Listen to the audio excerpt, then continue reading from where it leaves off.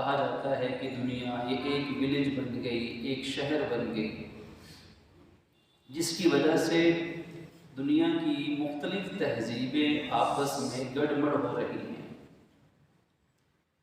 اور دیکھا جائے تو تہذیب مغرب کفریہ تہذیب اپنے جبر و استبداد کی وجہ سے دنیا کی تمام اقوام کو اپنی لپیٹ میں لے رہی ہے۔ بلا شبہ اسلام بھی پھیل رہا ہے، بہت سے غیر مسلم انتہائی گناہوں میں ڈوبے ہوئے دنیا میں بہت سے بے شمار انسان آئے روز کلمہ پڑھتے ہیں، اچھے مسلمان بن جاتے ہیں، لیکن مجموعی طور پر امت مسلمہ اپنی شناخت کو کھو رہی ہے، مجموعی طور پر۔ اور یہ وہ حالات ہے کہ جو رسول کائنات صلی اللہ علیہ وآلہ وسلم کو اللہ رب العزت نے پہلے بتائے، اور آپ نے اپنی نبوت کی بصیرت سے پہلے بتا دیا تھا۔ حالات و واقعات بعد میں پیش آئے کہ ان حالات میں مسلمان کو کیا کرنا ہے، کسی غیر مسلم معاشرے میں، کسی غیر مسلم ملک میں مسلمان کو رہنا چاہیے یا نہیں، غیر مسلم لوگوں میں کفار کے درمیان مسلمان کو زندگی بسر کرنی چاہیے کہ نہیں۔ ایک مسلمان آج کوشش کرتا ہے کہ میں مغربی ممالک کے اندر چلا جاؤں، کوئی تعلیم کے لیے جانا چاہتا ہے، کوئی کاروبار ملازمت کے لیے جانے کے لیے تیار ہے، کوئی کہتا ہے کہ میرے رشتہ دار چونکہ وہاں چلے گئے، برادری چلی گئی تو میں اکیلا کیا کروں گا، میں بھی وہیں چلا جاتا ہوں۔ کسی کو اسلامی ملک کے اندر رہنے میں مسائل ہیں، وہ وہاں شفٹ ہونا چاہتا ہے، حتیٰ کہ اسلامی ملک میں رہنے والے دیندار مسلمان بھی پریشان ہیں کہ کیسے ہم اسلامی ملک میں رہتے ہوئے اپنے دین پر عمل کریں اور اپنی اسلامی شناخت کو باقی رکھ سکیں۔ غیر مسلم ملکوں میں تو پریشانی کا عالم تو کچھ اور ہے، مسلم ملک کے اندر رہنے والے مسلمانوں کو آج جو درد دل والے ہیں، جو فکر مند مسلمان ہیں، وہ آج بڑے فکر مند ہیں۔ یقین جانیے کہ اپنی آئندہ آنے والی نسلوں کے حوالے سے کہ جو ہمارا نظام تعلیم، جو ہمارا میڈیا، جو ہمارا نیٹ، جو چیزیں آج مسلم بچوں کو دکھائی سنائی پڑھائی جا رہی ہیں، تو دل دھڑک رہا ہے غم کے ساتھ و فکر کے ساتھ کہ آئندہ آنے والے حالات میں ہماری نسلوں کا کیا بنے گا، کہ ہم رہتے تو مسلمان ملک میں ہیں، لیکن ہماری نسلیں، وہ ان کا لباس، ان کے گفتار، کردار، سوچ، خیالات، وہ غیر مسلموں سے متاثر ہیں، ان سے مرعوب ہیں، اور اس وجہ سے وہ اسلامی احکامات اور اعمال کو، تہذیب کو چھوڑ کر کفریہ تہذیب کو اپنانے میں معاذ اللہ فخر بھی محسوس کر رہے ہیں۔ ان حالات میں چند فرامین نبوی قرآن و حدیث کی روشنی میں آپ کی خدمت میں عرض کرنا چاہوں گا کہ مسلمان ملک میں ایسے حالات پیش آ جائیں یا خاص طور پر غیر مسلم ممالک میں رہنے والے مسلمانوں کو کن باتوں کا خیال رکھنا چاہیے۔ قرآن و حدیث ہمارے اس حوالے سے بھی رہنمائی فرماتا ہے۔ سب سے پہلی جو آیت بار بار پڑھی جا رہی ہے گزشتہ 3 نشستوں سے، کہ اللہ رب العزت فرماتے ہیں کہ اے ایمان والو، تم یہود و نصارہ کو یعنی کفار کو اپنا دوست مت بناؤ، یعنی ان کے ساتھ راہ و رسم، ان کے ساتھ اٹھنا بیٹھنا، ان کے ساتھ ملنا جلنا ایسا مت رکھو کہ وہ اسلام اور کفر کے جو بیچ میں جو فرق کی لائن ہے یہ ختم ہوتی نظر آئے، ایسا نہ ہو۔ ان سے دوستی مت لگانا، دلی تعلق تو رکھنے کا تصور بھی نہیں ہو سکتا، کیونکہ پھر وہ کفر پہ راضی ہونا بن جائے گا۔ آہستہ آہستہ انسان پھر اسلام کی اہمیت کو بھول جائے گا اور اسلام اور کفر کی تمیز کرنا چھوڑ دے گا۔ تو ہمیں پہلی بات تو یہ فرق سمجھایا گیا۔ پھر اس کے بعد قرآن مجید اس موضوع پر بہت ساری آیات قرآن میں دیکھی جا سکتی ہیں۔ پھر اس کے بعد ہمیں قرآن پاک یہ بھی تلقین کرتا ہے، جیسا کہ سورہ نساء کی آیت نمبر 99 کے اندر ہمیں یہ تلقین ملتی ہے کہ اگر کوئی مسلمان کسی ایسے خطۂ زمین پر رہتا ہو، ایسے معاشرے یا سوسائٹی یا ملک میں جہاں اس کے لیے دین پہ عمل کرنا ناممکن ہو جائے. خدا نخواستہ وہ نماز نہیں پڑھ سکتا، عورت ہے پردہ نہیں کر سکتی، یا جو دین کے اہم بنیادی اعمال یا شعائر ہیں ان پہ عمل ممکن نہیں، تو قرآن کہتا ہے اب اس شخص پر ہجرت کرنا یعنی مائیگریشن اس پہ فرض ہو چکی ہے کہ اس زمین کو، اس ملک اور شہر کو چھوڑ کر یہ کہیں ایسی جگہ دنیا میں رہے جہاں دین پہ عمل کر سکے. اور پھر قرآن کہتا ہے کہ جو ایسا نہیں کرتے اور وہیں زندگی گزار دیتے تو انہیں پھر آخرت میں فرشتوں کے سوال کا جواب دینا پڑے گا. جب فرشتے ان سے کہیں گے بتاؤ کہ تم کیوں نہیں دنیا میں اسلام پہ عمل کرتے تھے، یہ مفہوم ہے آیت کا، تو جواب دیں گے ہمارے لیے بڑی مشکلات تھی. تو فرشتے جواب دیں گے کہ بتاؤ کیا قالوا الم تکن ارض اللہ واسعۃ فتہاجروا فیہا، کیا اللہ کی زمین بہت وسیع اور کشادہ نہیں تھی؟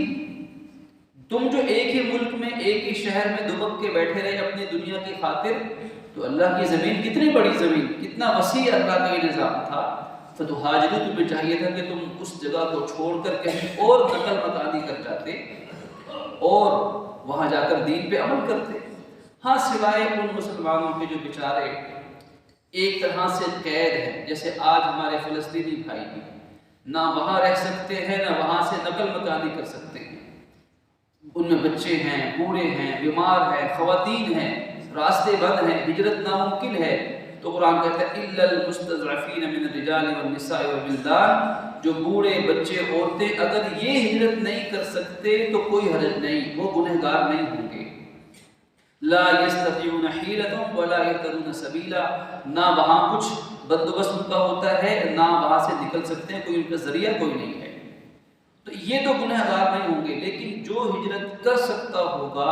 اس پہ ہجرت کرنا فرض ہوگا، کیونکہ دین پہ عمل کرنا فرض ہے. تو دوسرا اصول یہ ملا کہ اگر ایسی رکاوٹیں پیش آ جائیں تو اس علاقے کو چھوڑ کر دوسری جگہ جانا لازم ہوگا. پھر اسی طرح رسول کائنات صلی اللہ علیہ وآلہ وسلم کی بہت ساری احادیث ہیں، جیسا کہ گزشتہ جمعہ عرض کیا گیا کہ آپ نے اسلام اور کفر کو ایک کرنے والے کاموں سے منع فرمایا. جن باتوں سے، جن طریقوں سے، جن خیالات اور نظریات سے اسلام اور کفر کا فرق نہ رہے، حضور نے ساری زندگی ان کاموں سے منع فرمایا. یہ بھی ایک لمبا تفصیلی موضوع ہے، چند مثالیں آپ کے سامنے رکھی گئی تھی. اسی لیے نبی پاک صلی اللہ علیہ وسلم کی بہت ساری احادیث ہیں جو آج کے دور میں ہر مسلمان کے لیے قابل عمل ہے، بلکہ واجب عمل ہے. بالخصوص وہ مسلمان جو غیر مسلم ملکوں میں رہتے ہیں یا جن کا اٹھنا بیٹھنا غیر مسلموں کے ساتھ ہے، یا ایسے ماحول میں ہیں کہ جن پہ اسلام سے پلٹنے کا، اسلام سے نکلنے کا انہیں خطرہ لاحق ہے، تو انہیں ان فرامین کو ہمیشہ یاد رکھنا چاہیے. آپ نے ارشاد فرمایا ان من احب قوما فهو منهم، کہ جو شخص جس قوم سے محبت کرتا ہے اس کا شمار اسی قوم میں ہوتا ہے. اب یہ اصول سمجھنے والا ہے کہ چاہے عیسائی ہیں، یہودی ہیں، ہندو ہیں، ان سے محبت کرنے کا کیا مطلب ہے؟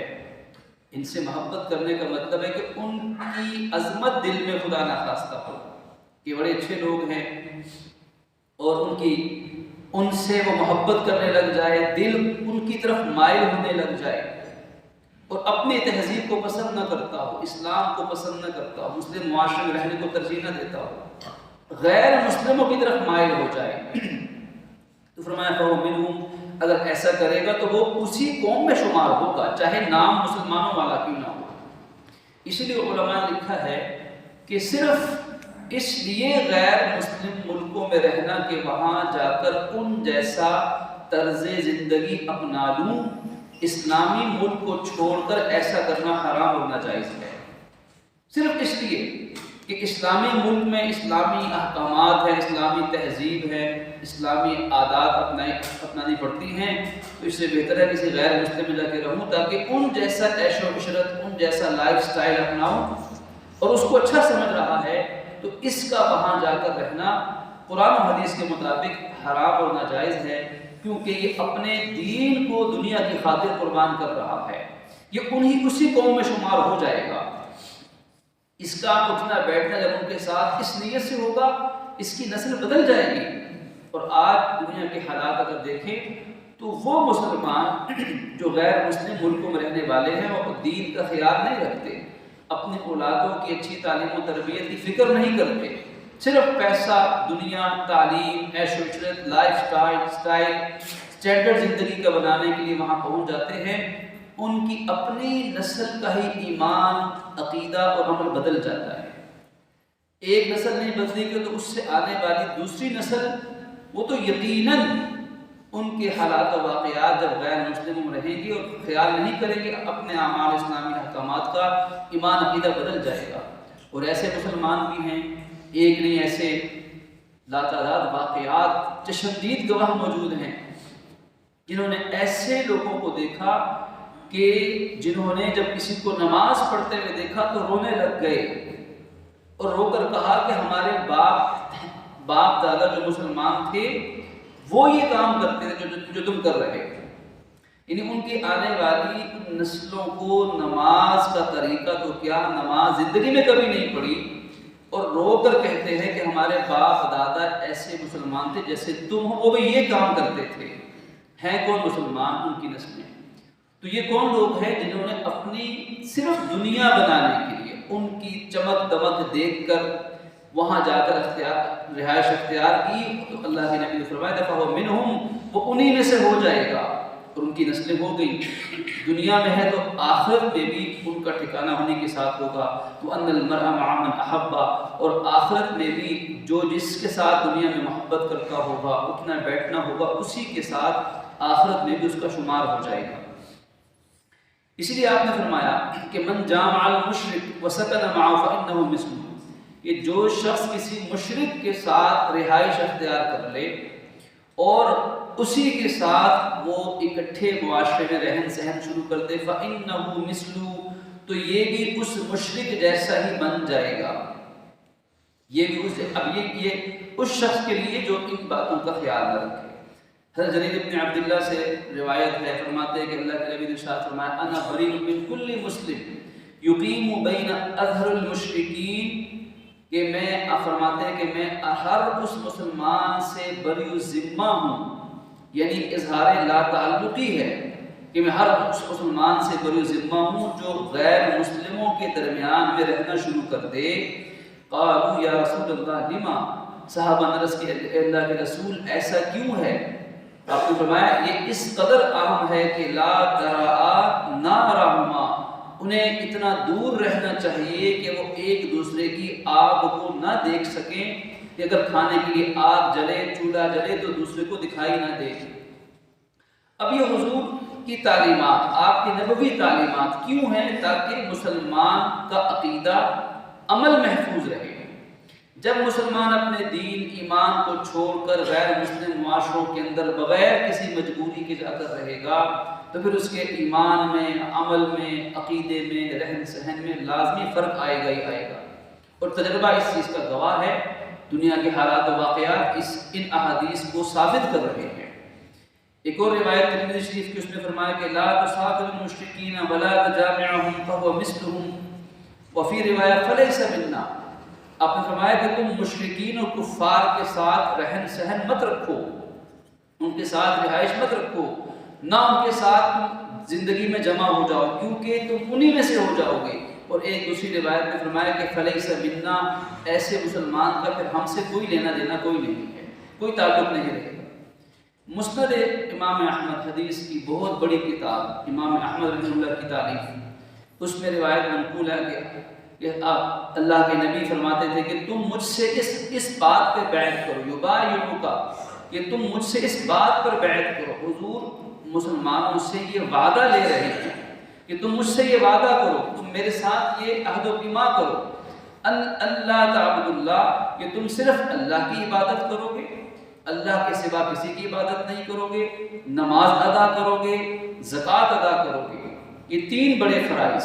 اور پھر وَتُفَارِقَ الْمُشْرِكِينَ، اور مشرکین اور کفار سے الگ رہو گے۔ اب یہ کیوں الگ رکھنے کا حکم دیا جا رہا ہے کہ ایک طرف عبادت، نماز اور زکوٰۃ، یہ سب سے بڑے دین کے احکامات، بدنی عبادت میں، مالی عبادت میں، اطاعت کے اندر، عبادت انسان کا مقصد زندگی ہے، اتنے بڑے بڑے اعمال کے ساتھ آپ اس بات پر وعدہ لے رہے کہ تم مشرکین اور کفار کے ساتھ نہیں رہو گے، تم ان سے الگ رہو گے، کیونکہ آپ کی نبوت کی بصیرت یہ دیکھ رہی تھی کہ جب مسلمان غیر مسلموں کے ساتھ، اب ایک گھر مسلمان کا 20 گھر غیر مسلموں کے، تو ظاہر ہے کہ روابط ہوں گے، ملنا جلنا ہوگا، تو پھر اس مسلمان کے اوپر بھی ان غیر مسلموں کے اثرات ضرور پڑیں گے۔ یہ کہہ سکتا ہے کہ مجھ پہ تو نہیں پڑتے نا، میں تو بڑا نمازی اور دیندار ہوں، اگلی نسل کی گارنٹی کیسے دے گا؟ اس کی بعد پھر اولاد آنی ہے، سیکنڈ جنریشن، اس کا کیا بنے گا؟ یہ کہے گا میں تو اپنی اولاد کو بھی اچھی تعلیم دے کر جاؤں گا، میری اولاد بھی نماز پڑھے گی، تو اس سے اگلی تیسری نسل کی گارنٹی کون دے گا، کون ضمانت دے گا؟ تو اس لیے حضور نے فرما دیا کہ وہ خطرہ مول ہی نہ لو، اس راستے پہ گاڑی کا رخ ہی مت کرو جس کا انجام گمراہی، نقصان اور نامرادی ہو۔ کیونکہ انسان رسک فیکٹر دیکھتا ہے، کامیابی اور ناکامی کا، دنیا کے تمام معاملات ہم چانس اور اس کے رسک فیکٹر کو دیکھ کے کرتے ہیں کہ اس معاملے کے اندر اتنے پرسنٹ رسک اگر ہو تو ہم اس کو افورڈ کر سکتے ہیں، قابل برداشت ہے، اس سے زیادہ رسک کا اگر عنصر آئے گا خطرے کا تو ہم افورڈ نہیں کرتے۔ تو جو چیز جتنی زیادہ اہم ہوتی ہے، جتنی زیادہ قیمتی ہوتی ہے، انسان اس چیز کے بارے میں اتنا کم خطرہ مول لیتا ہے، فائدہ بھی چھوڑ دیں گے، چلو فائدہ نہ ہو، نقصان تو نہ ہو، کیونکہ بڑی قیمتی چیز ہے۔ تو جو جتنی بے قیمت چیز ہو، جتنی فضول چیز ہو، انسان اس میں اتنا زیادہ خطرہ مول لے لیتا، پرواہ نہیں کرتا۔ تو رسول کائنات صلی اللہ علیہ وآلہ وسلم کی نگاہ میں چونکہ ایمان سے زیادہ قیمتی کوئی چیز نہیں ہے، اسلام سے بڑھ کر دنیا میں کوئی چیز قیمتی نہیں ہو سکتی، تو لہٰذا اس ایمان اور اسلام کے حوالے سے آپ کی تعلیمات کا خلاصہ یہ ہے کہ زندگی کا رہن سہن کفار کے ساتھ نہ ہو، تاکہ ان کے ضائع ہونے کا خطرہ 1% بھی باقی نہ رہے۔ باقی رہا یہ سوال کہ جی یہ اگر مسلمان ملک میں رہے تو وہاں بھی تو خطرہ ہوتا ہے ایمان کے بدلنے کا۔ پاکستان کے حالات ہمارے سامنے ہیں، لوگوں کا ایمان، حیا، اخلاق، تربیت بگڑ رہی ہے، تو یہاں بھی تو بگڑ رہی ہے، تو یقیناً یہاں خطرہ ہے، یہاں بھی ہے، لیکن ایک مسلمان ملک میں اور غیر مسلم ملک میں اس خطرے کی اگر ریشو نکالیں گے، فیصد نکالیں گے، تو جواب نکلے گا کہ غیر مسلم میں یہ خطرہ زیادہ ہوگا، مسلمان ملک میں یہ خطرہ کم ہوگا۔ تو چونکہ ایمان اور اسلام سب سے اہم چیز ہے، تو آپ کی تعلیمات ہے کہ زیادہ خطرہ مول نہ لو، چھوٹا خطرہ تو مول لینا ہی پڑے گا مسلمان ملک میں رہ کر۔ اس لیے فرمایا کہ دیکھو میرے ساتھ اس چیز کا وعدہ کرو کہ تم کفار اور مشرکین سے تم الگ رہو گے۔ اسی طرح تہذیب السنن کی ایک روایت میں آپ کو یہ ارشاد نقل کیا گیا ہے کہ آپ نے فرمایا کہ اپنی اولاد کو مشرکین کے درمیان میں مت چھوڑنا، اپنی اولادوں کو کفار کے درمیان مت چھوڑنا اکیلے۔ اب آپ غور فرمائیں آج کے حالات و واقعات اور اس فرمان نبوی کو، یقین کیجیے جسم کے رونگٹے کھڑے ہوتے ہیں کہ جیسے رسول کائنات نے آج کے حالات اپنی آنکھوں سے دیکھ کر یہ بات صدیوں پہلے فرما دی تھی۔ ہمارا ایک طالب علم ایک عصری ادارے میں پڑھانے کا موقع ملتا ہے، ایک طالب علم اس نے لاہور بورڈ کے اندر پہلی پوزیشن حاصل کی۔ اس وقت گورنمنٹ کا یہ اصول تھا کہ جتنے ٹاپر ہوتے تھے تو مختلف بورڈز کے، لاہور، گجرانوالہ، سرگودا، اس کے سب پنجاب کے بورڈز کے ٹاپرز کا ایک وفد بنا کر اس کو فورن کنٹریز کا ایک 40 دن کا ایک وزٹ کروایا جاتا تھا دیگر انعامات کے ساتھ ساتھ۔ اب وہ جو لاہور بورڈ کا ٹاپر، اس کا چونکہ اپنے ہاتھوں کا بچہ پڑھا ہوا، اب اس نے پوزیشن لی، لاہور بورڈ میں پہلی پوزیشن لی۔ اب اس نے وزٹ کیا ان تمام طلبہ کے ساتھ سرکاری کھاتے میں، سرکاری طور پر 40 دن وہ بچے مختلف یونیورسٹیز کے اندر وہاں پہ وہ وزٹ کر کے آئے، ان کا نظام دیکھ کر آئے، ان سے مل جل کر آئے۔ اب یقیناً سب بچے تو ایسے نہیں ہوں گے، یہ تو وہ تلخ تجربہ ہے جس کا میں خود چشمدید گواہ ہوں۔ وہ بچہ اس کے بعد اس کا یونیورسٹی میں اچھی جگہ ایڈمیشن ہوا، چند ماہ گزرنے کے بعد وہ میرے پاس کالج میں ہمارے ادارے میں حاضر ہوا اور میرا پوچھا، مجھ سے ملاقات کی، سر میں نے آپ سے علیحدگی میں ملاقات کرنی ہے، علیحدگی میں اس کو وقت دیا۔ اب وہ بچہ بڑا ذہین انسان، بہت ذہین، اور کہنے لگا کہ اس وقت مجھے یقین نہیں ہے کہ میں مسلمان ہوں یا نہیں ہوں۔ میں نے پوچھا بیٹا کیا ہوا؟ تو کہنے لگا کہ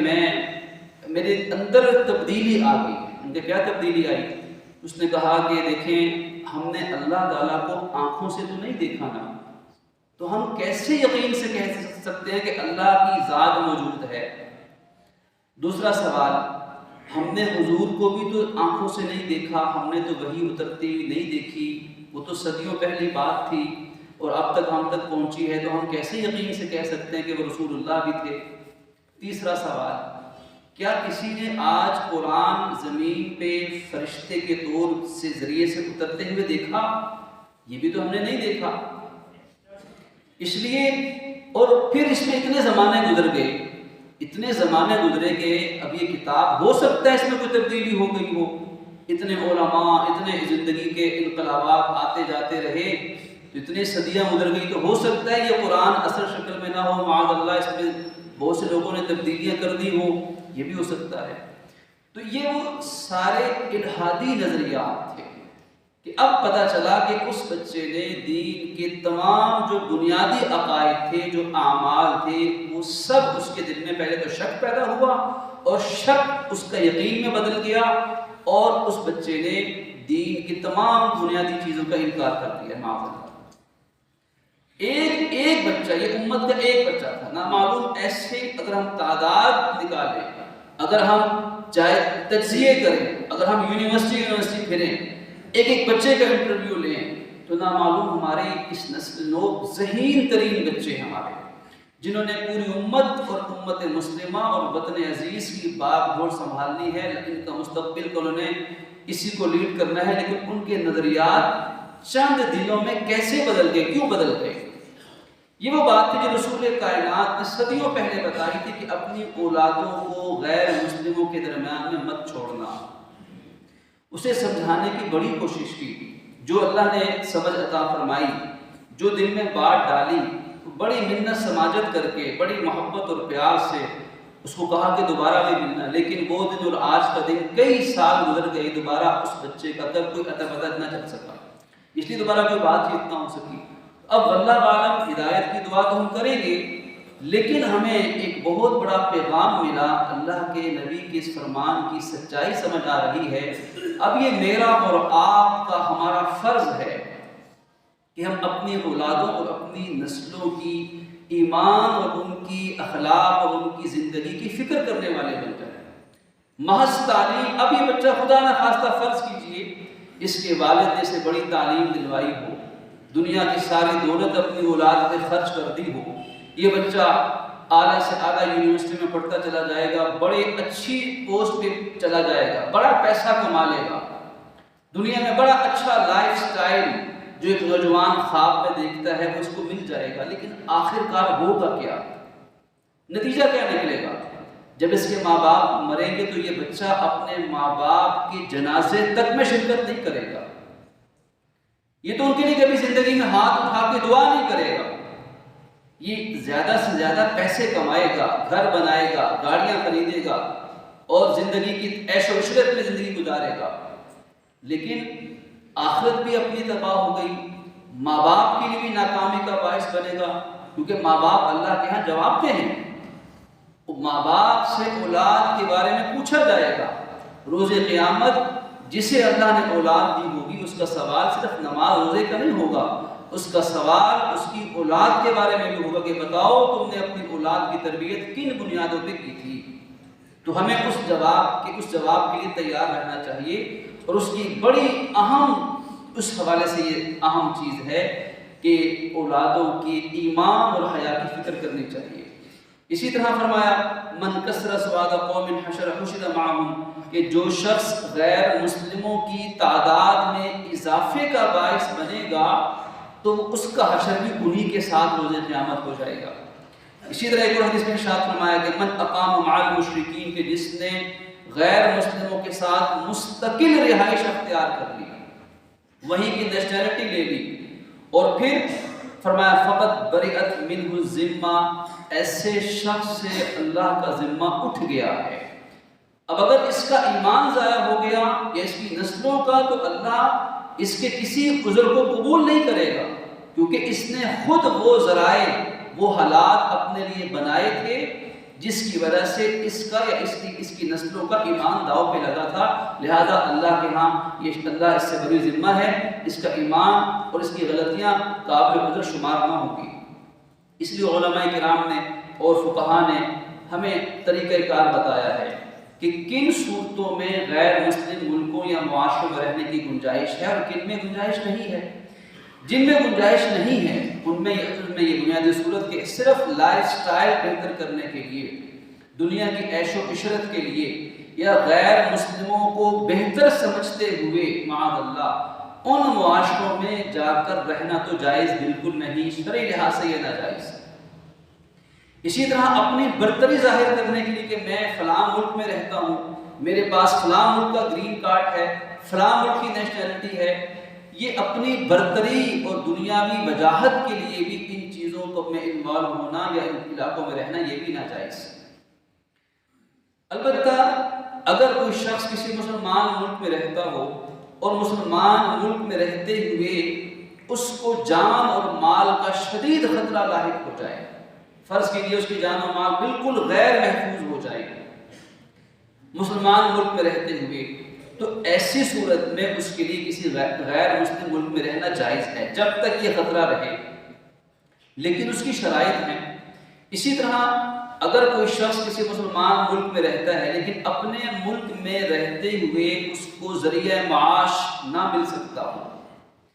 اس کی بنیادی ضروریات بھی پوری نہ ہو سکتی ہو، 2 وقت کی روٹی کے لیے بھی وہ محتاج ہو جائے،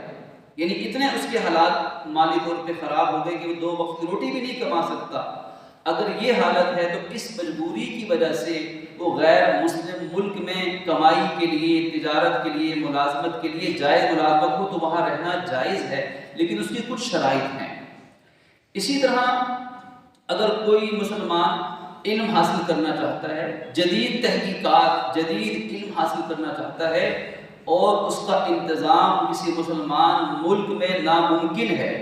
اور وہ علم، وہ تحقیق، وہ سائنس، وہ ڈگری امت مسلمہ اور ملک کے لیے ضروری ہو،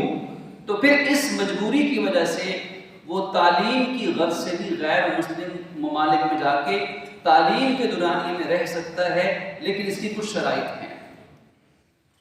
یہ جو 3-4 بنیادی ذرائع ہیں تعلیم کے لیے، تجارت کے لیے، اپنی جان و مال کے تحفظ کے لیے، ان اعمال کے لیے اگر غیر مسلم ملک میں رہنا ہے تو اس کی پہلی اور بنیادی شرط یہ ہے کہ سب سے پہلے اس کا ایمان مضبوط ہونا چاہیے، یہ دینی لحاظ سے مضبوط ہونا چاہیے، دین کا علم اس کے پاس اتنا ہونا چاہیے کہ وہ وہاں جا کر رہے اور اپنے دین پر یہ مضبوطی سے عمل پیرا ہو سکے، اس کی معاشرتی تربیت اتنی مضبوط ہو، اس کے اندر حیا، اخلاق اور حلال و حرام کا فرق، نماز کی پابندی، ذکر کی پابندی، قرآن کی پابندی، کیونکہ وہاں خطرات ایمانی اور عملی زیادہ ہوں گے، تو اس حوالے سے اس کی مضبوط تربیت ہو کہ وہ وہاں جا کر دین سے پھسل نہ جائے، ایمان سے محروم نہ ہو جائے۔ یہ بنیادی چیزیں اس کے پاس موجود ہوں، اس کی تربیت اور عمل میں موجود ہوں، تو ان مجبوریوں کی وجہ سے وہاں رہنا جائز ہے۔ اور پھر فرمایا کہ اس وقت تک رہے جب تک وہاں رہنا مجبوری ہو، فرض کے لیے تعلیم مکمل ہو گئی اور اپنے ملک میں سب انتظام ہے، بنیادی رزق مل سکتا ہے تو واپس آ جائے، ایسے ہی جان کا خطرہ ٹل گیا تو واپس آ جائے، ایسے ہی اپنے ملک میں ذریعہ معاش کا بندوبست ہو گیا، بنیادی ضروریات سب مل سکتی ہیں تو وہاں سے واپس آ جائے، کیونکہ ایمان اور عمل اور اس کی آئندہ آنے والی نسلیں وہ اس لحاظ سے زیادہ حقدار ہیں کہ دنیا سے زیادہ آخرت کی فکر کی جائے۔ پھر اسی طریقے سے ایک شرط یہ بھی ہے کہ یہ اس ملک میں یا اس علاقے میں جائے کہ جہاں دین پر عمل کرنا اس کے لیے ممکن ہو، فرض کیجئے وہاں جا کے نماز پڑھنے میں خدا نخواستہ اگر پابندی ہو جائے، مسلمان بیٹی ہے پردے پر پابندی عائد ہو جائے، پردہ نہیں کر سکتی، یا دین کے دیگر احکامات بنیادی اگر ان میں عمل نہیں ہو سکتا تو اس ملک میں ان کاموں کے لیے جانا بھی جائز نہیں ہے۔ پھر کسی اور جگہ کا، کسی اور یونیورسٹی کا، کسی اور ملک کا انتخاب کیا جائے، کیونکہ دین اولین ترجیح ہے، ایمان سب سے پہلے ہے۔ پھر اسی طریقے سے ان تمام شرائط کا خیال رکھتے ہوئے بھی کوشش کی جائے کہ زیادہ بہتر ہے کہ اسلامی ملک کے اندر رہ کر اسلام کے احکامات پہ عمل کرنے کو ترجیح دی جائے۔ آج افسوس سے کہنا پڑتا ہے کہ یہ سوچ الٹ چکی ہوئی ہے، کچھ ملکی حالات، کچھ بے دینی، کچھ علم کا کم ہونا، دیگر مسائل، تو ہمیں تو اسلام نے ترجیح دی کہ مسلمان ملک کو مضبوط کرو۔ اور پھر اسی طرح لوگ جاتے ہیں سیر و تفریح کے لیے، غیر مسلم ملکوں میں سیر و تفریح کے لیے جانے سے کہیں بہتر ہے کہ کسی اسلامی ملک کا انتخاب کر لیا جائے۔ اگر جائز سیر و تفریح کسی نے کرنی ہی ہے تو علماء نے یہ فتویٰ اور مشورہ دیا کہ غیر مسلم ملک میں سیر و تفریح کے لیے مت جایا جائے، کسی اسلامی ملک کا ہی اس کام کے لیے انتخاب کیا جائے، تو یہ ضرورت وہاں بھی پوری ہو سکتی ہے۔ اسلامی ممالک بھی ایسے ہیں کہ جہاں جا کر سیر و تفریح کا جذبہ پورا کیا جا سکتا ہے۔ ایک صورت ایسی ہے کہ جس صورت میں اسلام غیر مسلم ملکوں میں رہنے کی حوصلہ افزائی کرتا ہے، ایک صورت ایسی ہے، بلکہ فضائل بیان کرتا ہے، بلکہ حضور کے احکامات ہیں، صحابہ کی سنت ہے، اولیاء کی سنت ہے کہ وہ غیر مسلم ملکوں یا سوسائٹیز میں جا کر رہتے تھے، اور وہ مقصد کیا ہے؟ دین کی دعوت و تبلیغ کے لیے۔ نیت یہ ہو کہ میں ان غیر مسلم ملکوں میں رہوں گا اور وہاں جا کر دین کی دعوت و تبلیغ کا کام کروں گا، ان تک دین پہنچاؤں گا، وہاں رہنے والے مسلمانوں کی دینی تعلیم و تربیت کروں گا، دین پھیلے گا، اور اپنا ایمان اور عمل بھی مضبوط ہے۔